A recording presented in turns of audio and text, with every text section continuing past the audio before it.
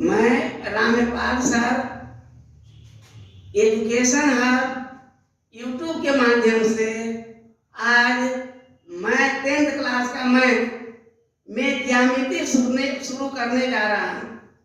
ज्यामिति शुरू करने जा रहा हूँ। ज्यामिति, जियोमेट्री, ज्यामिति, ज्यामिति, जियोमेट्री,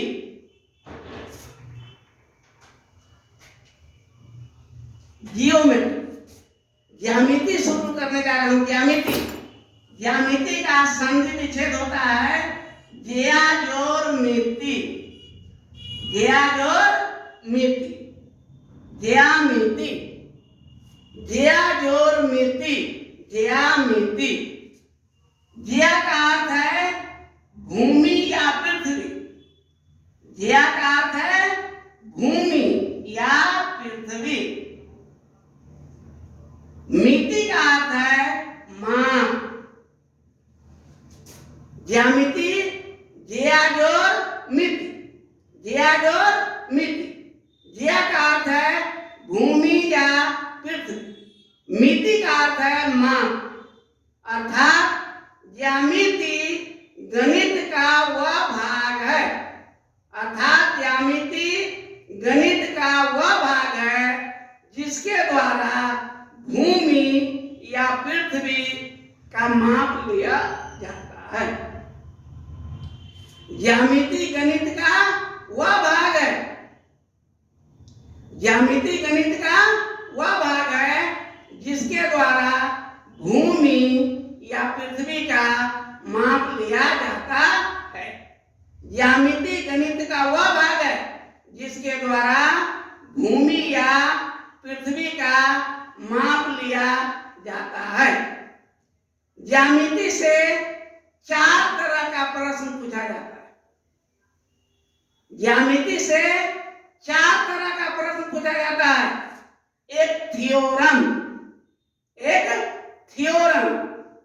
दूसरा डिडक्शन, तीसरा कंस्ट्रक्शन और चौथा वस्तुनिष्ठ प्रश्न।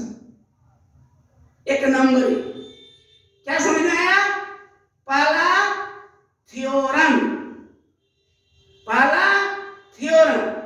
दूसरा डिडक्शन, तीसरा कंस्ट्रक्शन और चौथा वस्तुनिष्ठ प्रश्न, यानी एक नंबरी। तो आज हम ज्यामिति में शुरू करने जा रहे हैं थ्योरम। थ्योरम में पहला है थेल्स प्रमेय। थेल्स प्रमेय क्या है? पहला थेल्स प्रमेय।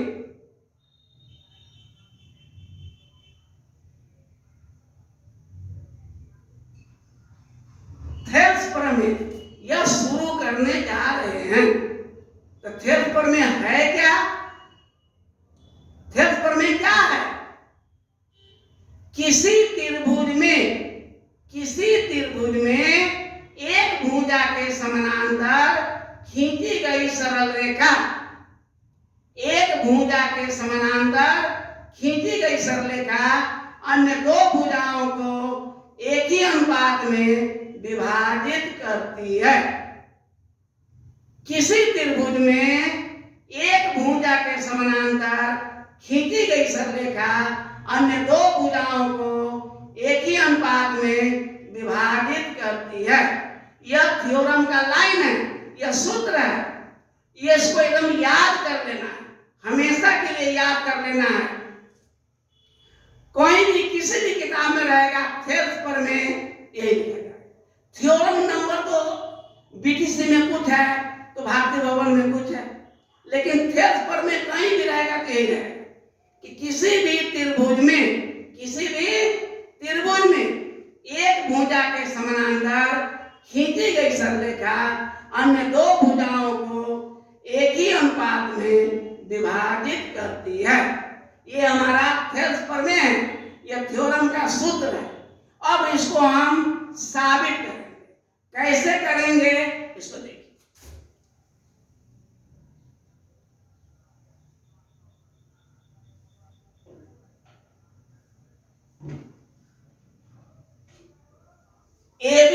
त्रिभुज है, एबीसी त्रिभुज है, बीसी के समानांतर डीई सरलरेखा खींची गई है।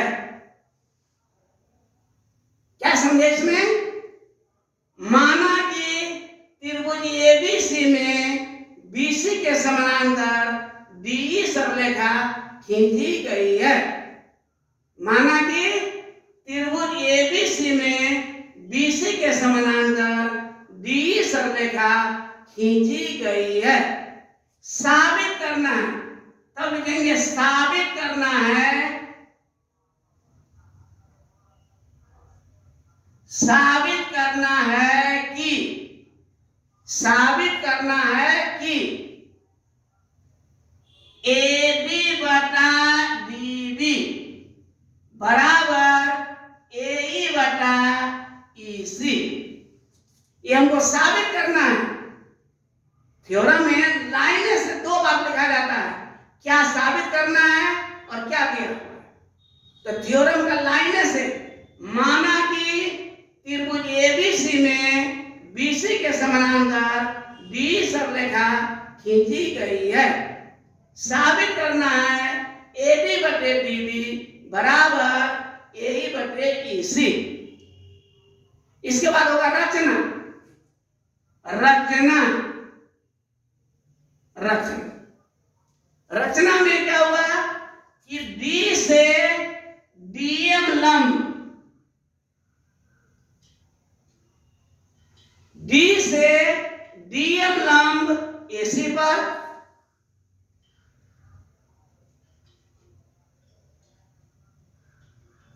ई से ईएन लंब एबी पर, डी से डीएम लंब एसी पर और ई से ईएन लंब एबी पर डाला। ये रचना में हुआ, बनावट में, कि डी से डीएम लंब एसी पर और ई से ईएन लंब एबी पर डाला। पुनः बी से ई और डी से सी को मिलाया। ये हमारा रचना हुआ।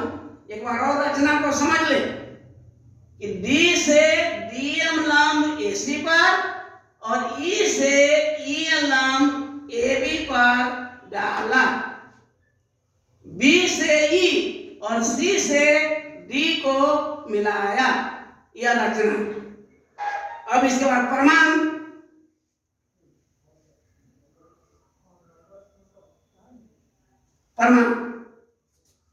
प्रमाण में पहले हम त्रिभुज एडीई, त्रिभुज एडीई, त्रिभुज एडीई का क्षेत्रफल, त्रिभुज एडीई का क्षेत्रफल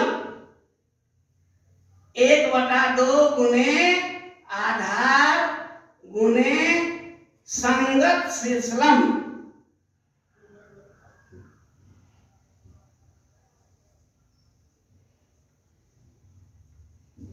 त्रिभुज एडीई का क्षेत्रफल हुआ 1/2 गुने आधार गुने संगत शीर्षलंब। तो पहले हम ईएन लंब के द्वारा ले रहे हैं। ईएन लंब द्वारा, ईएन लंब द्वारा, ईएन लंब किसके द्वारा ले रहे हैं? ईएन लंब। 1/2 गुने आधार हो जाएगा एडी और संगत शीर्षलंब है ईएन। 1/2 एडी गुने ईएन।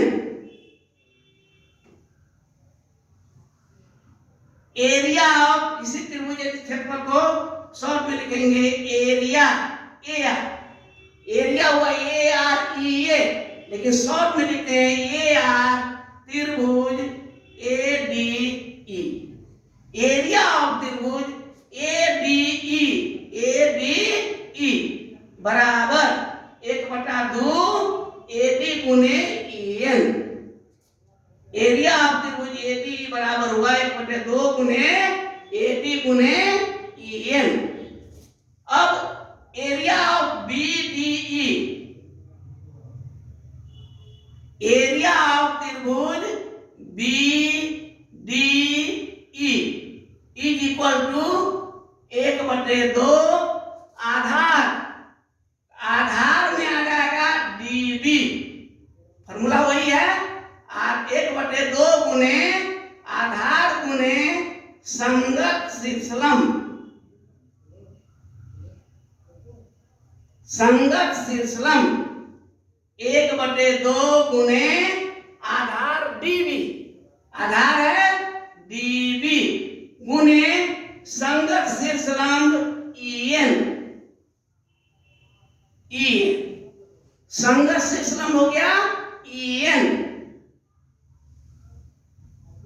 अब आप कह सकते हैं कि भाई EN तो त्रिभुज BDE में नहीं है, त्रिभुज BDE में EN नहीं है, तो फिर इसमें शीर्षलंब कैसे होगा? प्रश्न यह उठता है कि नहीं? प्रश्न यह उठता है कि चूंकि EN BDE में नहीं है तो फिर EN शीर्षलंब कैसे होगा? यह प्रश्न हुआ।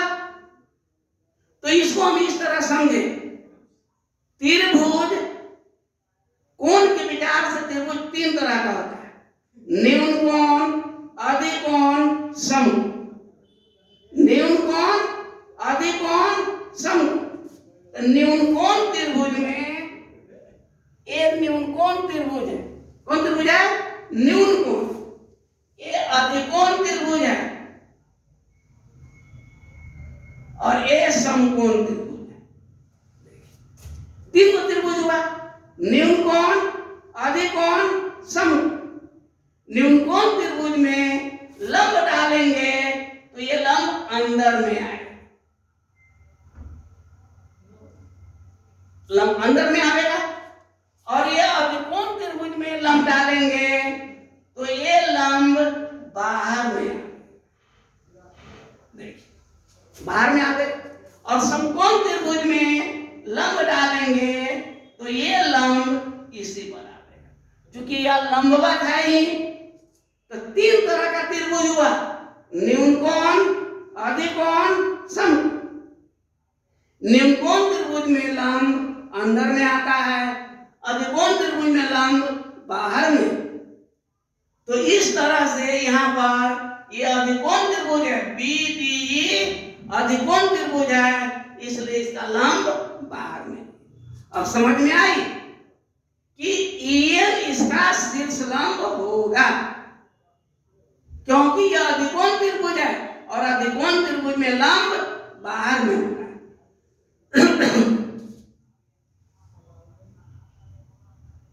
पहला बटे दूसरा, एरिया ऑफ त्रिभुज ADE बटे एरिया ऑफ त्रिभुज BDE is equal to 1/2 AB गुने EN बटे 1/2 DB गुने EN। 1/2 AB गुने EN, 1/2 DB गुने EN। 1/2 कट गया, EN कट गया। एरिया ऑफ त्रिभुज ADE बटे एरिया ऑफ त्रिभुज BDE बराबर AB बटे DB, AB बटे DB। यह हो गया समीकरण A, इसको लिख दिया समीकरण A। तो ये EN लंब के द्वारा इतना एरिया ऑफ त्रिभुज ADE बटे एरिया ऑफ त्रिभुज BDE बराबर AB बटे DB, ये समीकरण A। अब इस इतने ही बात पुनः हम करेंगे DM लंब द्वारा। DN लंब द्वारा, DN लंब द्वारा एरिया ऑफ त्रिभुज एरिया ऑफ त्रिभुज ADE पुनः 1/2 आधार गुने शीर्षलंब।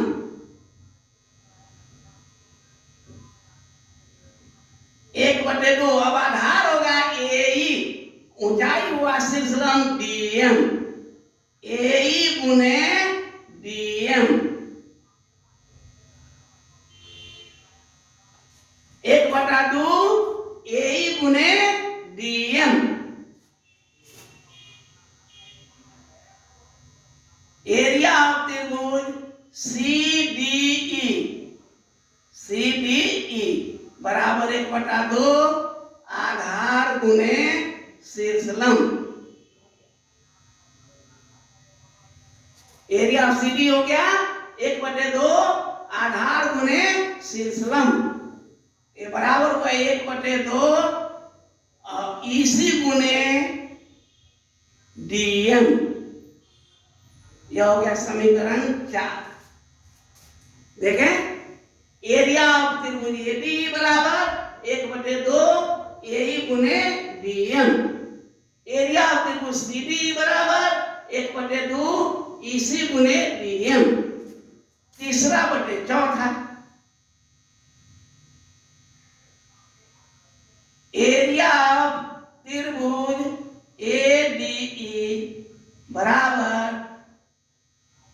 बटे एरिया ऑफ त्रिभुज CDE बराबर 1/2 AE गुने DM बटे 1/2 EC गुने DM। देखें, अब यहां पर 1/2 कट जाएगा, DM कट गया, तो क्या मिला? एरिया ऑफ त्रिभुज ADE बटे एरिया ऑफ त्रिभुज CDE बराबर AE बटे EC।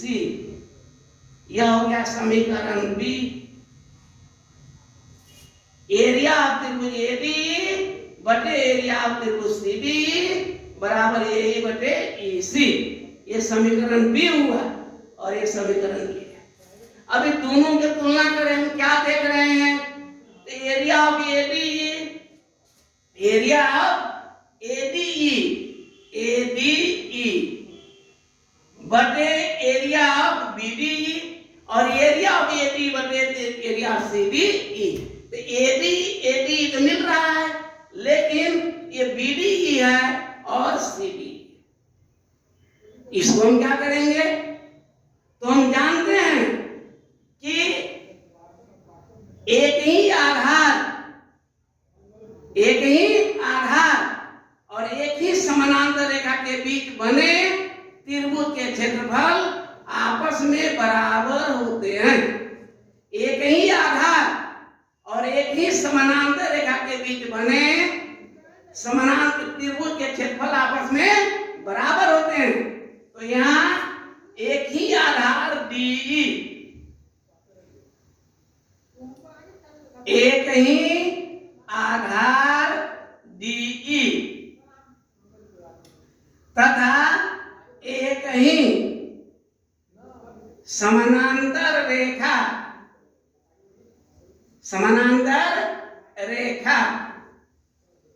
एक ही समानांतर रेखा DE और BC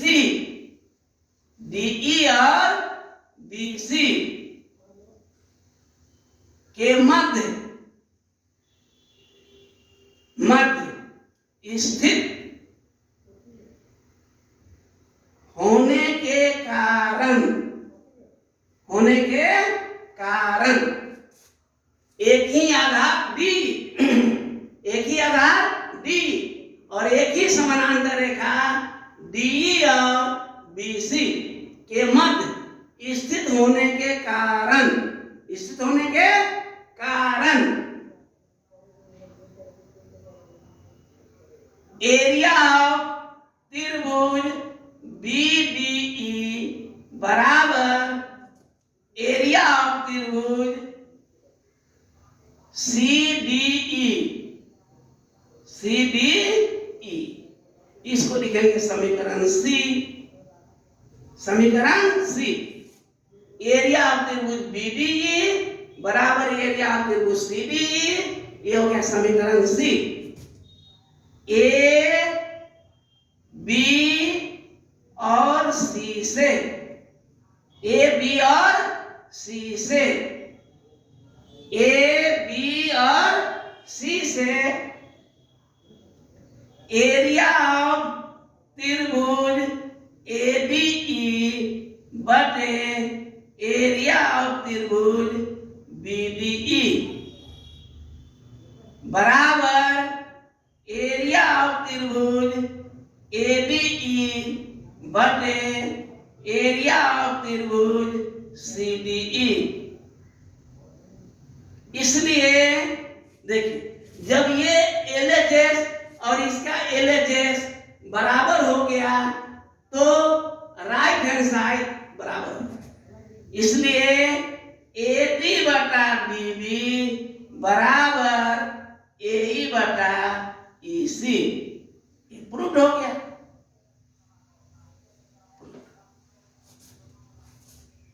तो क्या हमने देखा कि हमको प्रूव करना था AD बटा DB बराबर AE बटा EC, ये प्रूव हो गया। तो ये थ्योरम का लाइन था, पहले समझिए। थ्योरम इसी को कहते हैं हिंदी में प्रमेय या साध्य। तो थ्योरम का लाइन है थेल्स प्रमेय में कि किसी त्रिभुज में एक भुजा के समानांतर खींची गई सरलेखा अन्य दो भुजाओं को एक ही अनुपात में विभाजित करती है। तो माना कि त्रिभुज ABC में BC के समानांतर D सरलेखा खींची गई है। माना कि त्रिभुज ABC में BC के समानांतर D सरलेखा खींची गई है। साबित करना है AD बटा DB बराबर AE बटा EC, ये साबित करना। रचना में किए हैं कि D से DM लंब AC पर और E से EN लंब AB पर डाला। पुनः B से E और C से D को मिलाया। प्रमाण एरिया ऑफ त्रिभुज ADE, तो हम जानते हैं कि त्रिभुज का क्षेत्रफल 1/2 गुने आधार गुने संगत शीर्षलंब। एरिया ऑफ ADE बराबर 1/2 आधार में हुआ AD, ऊंचाई हो गया EN। पुनः एरिया ऑफ त्रिभुज BDE बराबर 1/2 आधार गुने संगत शीर्षलंब, 1/2 गुने BB गुने EN। अब यहाँ प्रश्न उठता है कि चूंकि त्रिभुज BD में E नहीं है, EN नहीं, तो हम इसको शीर्षलंब क्यों मानेंगे?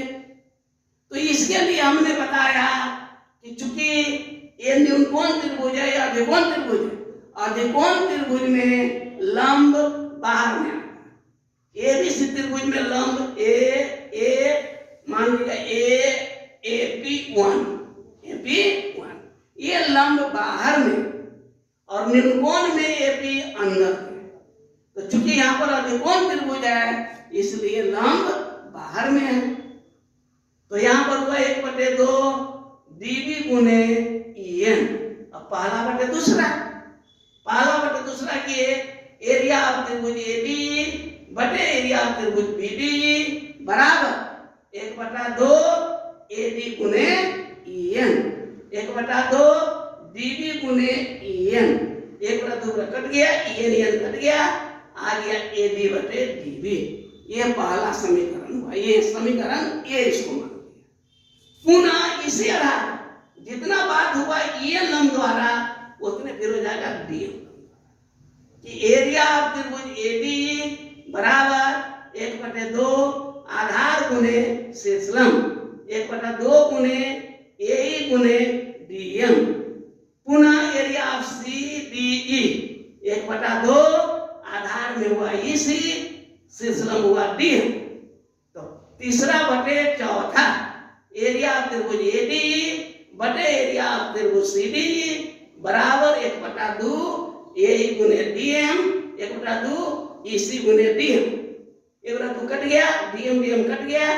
एरिया ऑफ त्रिभुज एडी बटे एरिया ऑफ त्रिभुज सीडी बराबर ए बटा ईसी। ये समीकरण भी होगा। सब कुछ आ गया, लेकिन एक है यहां पर एरिया ऑफ बीडी और यहां पर है एरिया ऑफ सीडी, यही वो बराबर नहीं। तो इसको बराबर करने के लिए हमने लिखा है कि एक ही आधार डीई और एक ही समानांतर रेखा डीई और बीसी के मध्य स्थित होने के कारण एरिया ऑफ त्रिभुज बीडी बराबर एरिया ऑफ त्रिभुज सीडी। ए बी और सी तीन को समीकरण हो गया। समीकरण ए, समीकरण बी, समीकरण सी। तो समीकरण ए बी और सी से एरिया ऑफ त्रिभुज एडी बटे एरिया ऑफ त्रिभुज बीडी बराबर एरिया ऑफ त्रिभुज एडी बटे एरिया ऑफ त्रिभुज सीडी। इसलिए एडी बटे डीबी बराबर ए बटे ईसी। यह पूर्ण। तो ये थ्योरम। इसी में कंस्ट्रक्शन भी आता है बनाने के लिए। तो कंस्ट्रक्शन हम कैसे बनाएंगे, इस पर हम लोग विचार करें। कंस्ट्रक्शन कैसे बनाएंगे, इस पर हम लोग विचार करें।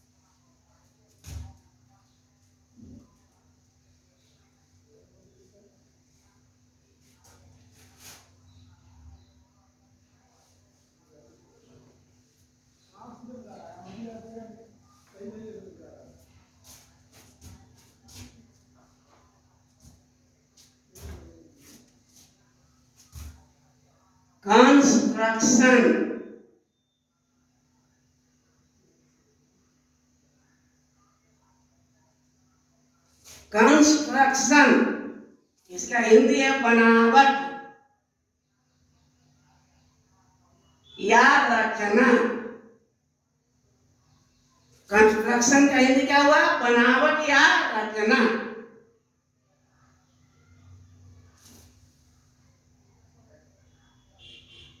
तीन सेंटीमीटर त्रिज्या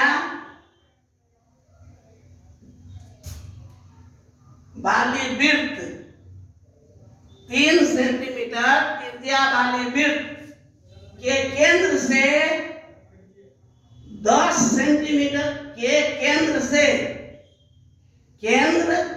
से 10 सेंटीमीटर की दूरी पर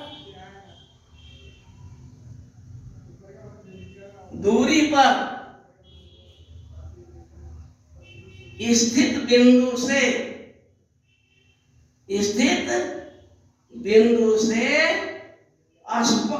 स्पर्श रेखा की रचना करें। स्पर्श रेखा की रचना करें, रचना करें।